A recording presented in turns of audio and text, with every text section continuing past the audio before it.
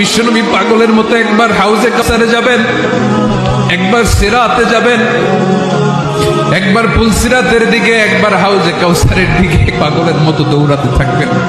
তার কোন গুনাহগার উম্মত যাতে জাহান্নামে ঢুকে না যায়, সেদিন কেউ সুপারিশ করতে পারবে না বিশ্বনবী ছাড়া।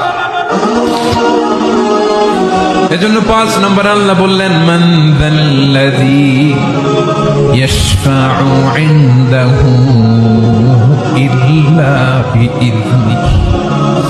কার সাহস আছে, কার এত বড় বুকের পাটা কিয়ামতের কঠিন দিন আল্লাহর সামনে দাঁড়িয়ে সুপারিশ করবে? কারো ক্ষমতা, কারো ক্ষমতা নাই।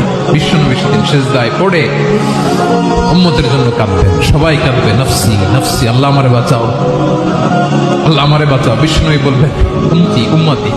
বিশ্বনবী আমার জন্য কাঁদবেন, আপনার জন্য কাঁদবেন, আমাদের জন্য সেদিন কেঁদে কেঁদে জাহান্নামের দরজায় দাঁড়িয়ে আমাদেরকে টেনে টেনে জান্নাতে ঢুকাবেন। এজন্য এই বিশ্বনবীর ভালোবাসা যেন আমাদের হৃদয়ে ভরপুর থাকে। আমার ভাইয়েরা, প্রতি শুক্রবার বিশ্বনবীর উপরে বেশি বেশি যেন আমরা দুরূদ পড়ি। আমরা যখন বিশ্বনবীর সালাম দেই, দুরূদ পড়ি,